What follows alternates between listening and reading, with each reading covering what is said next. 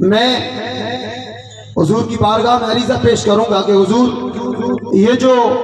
آج اتنا بڑا پروگرام نظر آ رہا ہے، اتنا سارا لوگوں کا جو مجمع نظر آ رہا ہے، یہ ہمارے شہر بالوترا کے اندر حضور قائد ملت پیر صاحب قبلہ کی نگاہ فیضان کا یہ کمال ہے کہ آج ہم دیکھتے ہیں کہ ہماری نوجوان نسلیں ہر ایک اپنا الگ الگ آئیڈیل بناتی ہے، کوئی کسی کو اپنا آئیڈیل بناتے ہیں، کوئی کسی کو اپنا آئیڈیل بناتے ہیں، لیکن اس شہر کے نوجوانوں پر خصوصی اللہ تبارک تعالیٰ کا کرم یہ ہے کہ ان کی ابھرتی ہوئی جوانی ہے اور انہوں نے اپنا آئیڈیل اللہ کے ولیوں کو بنایا ہے۔ اتنی کوششیں کر کے، اتنی کاوشیں کر کے حضور سیدنا غوث العظم عبد القادر جیلانی رضی اللہ تعالی عنہ کی ایک عظیم کانفرنس کا انعقاد کیا ہے، اور کانفرنس کا صرف انعقاد ہی نہیں کیا ہے بلکہ لوگوں کے لیے بیٹھنے کے لیے، کھانے پینے کے لیے انتظامات کیے ہیں۔ اور لوگوں کی خوش نصیبی یہ ہے کہ اس پروگرام کے اندر مرشد اعظم راجستھان کے ساتھ جن کی آواز کو سننے کے لیے ہمارے کان ترسا کرتے تھے، جن کی آواز صرف لوگ کیسٹوں کے اندر سنا کرتے تھے، جن کے چرچے صرف ملک ہندوستان میں ہی نہیں بلکہ یوروپ کے اندر بھی جس کا نام گونجا کرتا ہے، وہ ذات علامہ عبید اللہ خان اعظمی صاحب قبلہ کی ہے۔ یہ کرم ہے مرشد اعظم راجستھان کا کہ جن شخصیات کے بارے میں ہم نے صرف سنا تھا، آج ان کو ہمارے سامنے لا کر کے بٹھایا۔ یہ نوجوانوں کی کمیٹی ہے جو ماشاءاللہ علاقے اس شہر کے اندر دین کا اچھا کام کرتی ہے۔ کمیٹی کا نام مسلم یووا منچ، 22 ممبران کی یہ کمیٹی ہے، اور ان کے فیوچر میں انہوں نے ابھی ٹارگیٹس بھی بتائے تھے حضور والا کہ ان کا مقصد یہ ہے کہ جہاں مدارس چل رہے ہیں ان مدارس میں ایک دنیاوی تعلیم کا ایک سلسلہ شروع کیا جائے جس میں بچیاں انگلش میڈیم اسکول پڑھیں، مسلمانوں کے بچے انگلش میڈیم اسکولوں میں داخلہ لیں، مسلمانوں کے بچے ڈاکٹر بنیں، مسلمانوں کے بچے انجینئر بنیں، مسلمانوں کے بچے پروفیسر بنیں۔ اور آج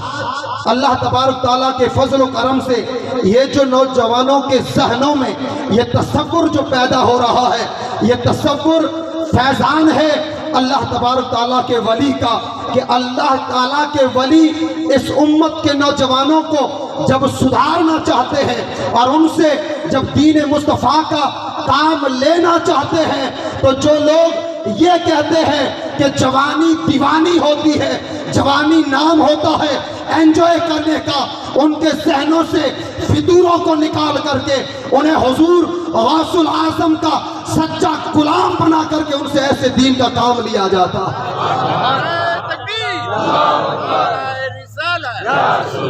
اور آج خطیب ہندوستان شہنشاہ خطابت رات کو حضور کا پروگرام فلودی میں تھا، پورے علاقہ فلودی کی آپ نے رپورٹ دیکھی۔ صبح آج دن میں آپ نے جامعہ فیضان جیلہ و حافظ ملت کا معائنہ بھی فرمایا۔ حضور بڑے خوش ہوئے کہ یہ ایک اللہ کے ولی کا ہی کمال ہے۔ رات کو آپ نے تقریر میں فرمایا تھا کہ لوگ کہتے ہیں کہ پیر صاحب قبلہ نے کام اتنے کیے، مجھے تعجب نہیں ہوتا ہے۔ کہا حضور تعجب کیسے نہیں ہوتا ہے؟ تو آپ کی زبان مبارک نے فرمایا کہ تعجب تو مجھے اس وقت ہوتا کہ بیٹا غوث اعظم کا کام نہ کرے تو تعجب ہو، غوث کا بیٹا ہے تو کام تو اپنے آپ ہونا ہی ہے۔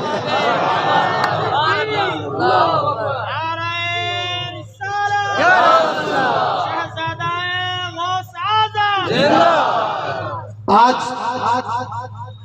آپ جب یہاں تشریف لا رہے تھے تو راستے میں جو ایک بہت بڑا ہمارے بالوترا اور پچ پدرا کا ایک ایریا ہے جو مسلمانوں کا سینٹر ہے، جسے بڑنوا جاگیر کا ایریا کہا جاتا ہے، کون نہیں جانتا ہے 2010-9 سے پہلے ایریے کے حالات کیا تھے۔ آج تحریک صدیقی کی کاوشوں سے، محنتوں سے، حضور قائد اہل سنت کے دوروں سے آپ دیکھیں کہ گھر گھر کے پاس میں، ڈھانی ڈھانی میں اللہ تبارک تعالیٰ کے کرم سے مسجدیں آباد ہے، مدرسے بن رہے ہیں، اور पन्नवा जागीर जो बालोतरा का, बाड़मेर का, जोधपुर का, जालौर का, जैसलमेर का सेंटर था। जरूरत थी अहले सुन्नत वल जमात के लिए कि जहां बच्चों की तालीम के लिए बड़े बड़े जामिया बना दिए गए, बड़े बड़े दारूम बना दिए गए, लेकिन इस कौम की सुन्नियों की बच्चियां कहां पढ़े। ये जरूरत महसूस हुई तो हुजूर कायदे मिल्लत ने 15 करोड़ का एक जामिया पन्नवा के अंदर तामीर करवाया है, जिसे जामिया उम्मे मैमूना रज़ी अल्लाह ताला अन्हा कहा जाता है। आपने आज दिन में वहाँ दौरा भी फरमाया है, और ये शहर बालोतरा हुजूर कायदे मिल्लत ने 1992 में यहाँ पर, जिस तरह फलोदी में तंजीम फैज़ान जीला वो हाफिज मिल्लत वेलफेयर ट्रस्ट है, जो सारे इलाके के मदारिस की, मसाजिद की, मदरसा के तलबा की, तालिबात की देख रेख करती है। इसी तरह इलाकाए बालोतरा के अंदर एक सोसाइटी, एक तंजीम, एक ट्रस्ट हुजूर कायदे मिल्लत ने बनाई, जिसका नाम रखा गया सुन्नी एजुकेशनल सोसाइटी। इस सोसाइटी ने पूरे इलाके के अंदर अहले सुन्नत वल जमात का आलम थाम करके रखा। मैं आप सभी हजरात से ये मुअद्दबाना गुजारिश करूंगा कि ऐ सुन्नी मुसलमानों,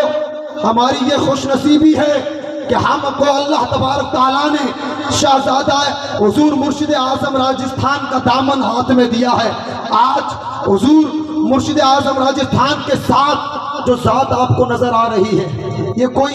आप हमेशा प्रोग्राम करते रहते हैं, हिंदुस्तान के मायाए नाज मुकर्ररीन आते रहते हैं, आप उनकी तकरीरों को सुनते रहते हैं, आप उनके बयानात को सुनते रहते हैं, लेकिन आज जो कुर्सी खिताबत पर, जो मिंबर नूर पर जो ज़ात जलवा पार है, वो कोई आम ज़ात नहीं है। नामे नामी इसमें गिरामी तो आपने 12 सुना होगा। ये उल्मा मेरे नबी के उलूम के वारिस है, और ये वारिस सिर्फ दीन की खिदमत के नहीं होते हैं। जब जरूरत पड़ती है तो दीन के कामों में लग जाते हैं। जब जरूरत पड़ती है, इस्लाम सियासत में हिस्सेदारी मांगता है, तो मुल्क हिंदुस्तान उबैदुल्ला आज़मी को अपना पेशवा बना के आगे खड़ा कर देता है।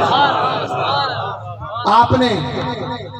1990 से लेकर 2008 तक हिंदुस्तान के मुसलमानों की क़यादत फरमाई। पार्लियामेंट में बैठकर जालिमों की आंखों में आंखें डालकर इस्लाम की आवाज को बुलंद किया। और मैं एक बहुत बड़ी बात बताने जा रहा हूँ। ईद मिलाद सभी मनाते, रात को भी मैंने बताया था, और आज फिर बताता चलो, ईद मिलाद मनाते हैं कि नहीं मनाते? हाथ उठाए ईद मिलाद मनाने वाले। माशाअल्लाह, ये ईद मिलाद नाम जब मुल्क तकसीम हुए, हमारे अकाबिर उलमा चले गए, सियासत में गैरों ने कब्जे जमा लिए, तो यही ईद मिलाद को 12 वफात के नाम से याद किया जाने लगा। कवानीन बदल दिए गए, कानूनों में 12 वफात लिखवा दिया गया,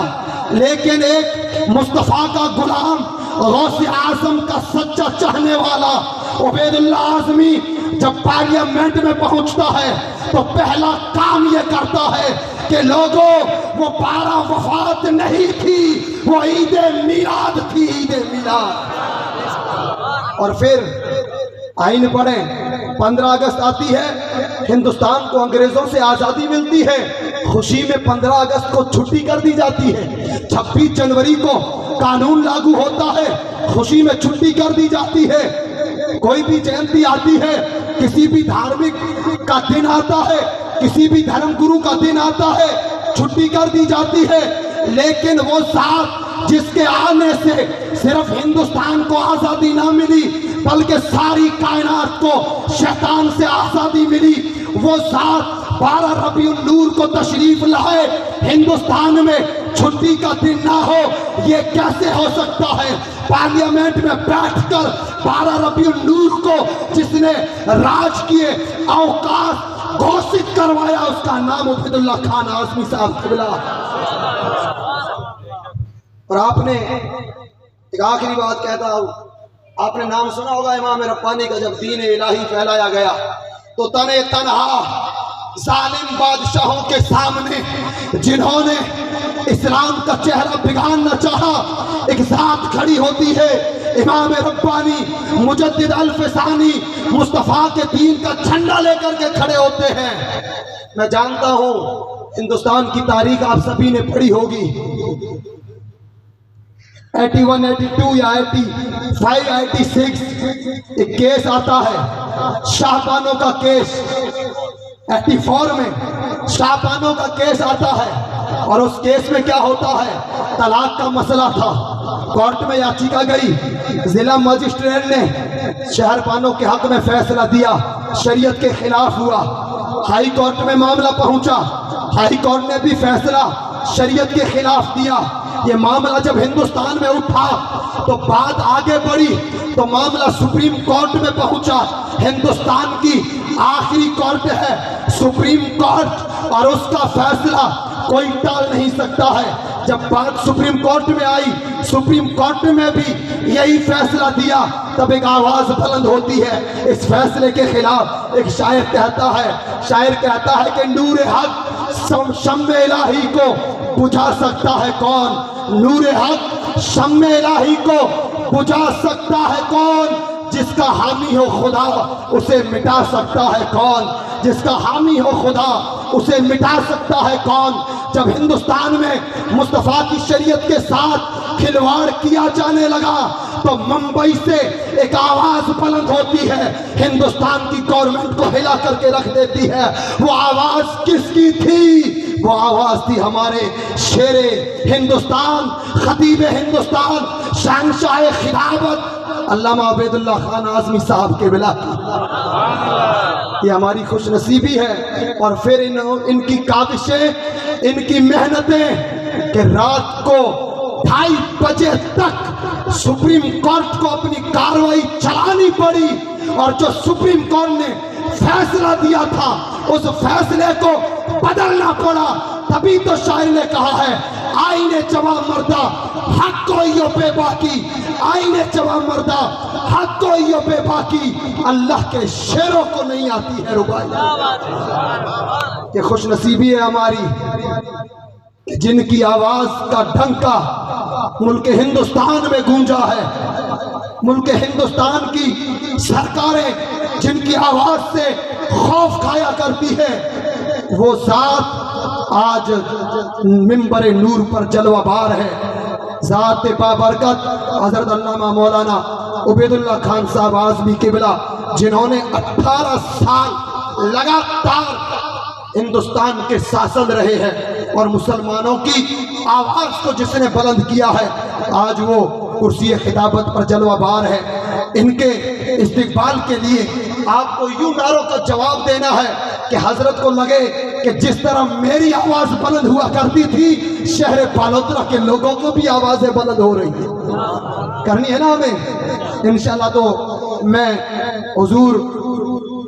خطابت کے بادشاہ خطیب ہندوستان حضرت علامہ مولانا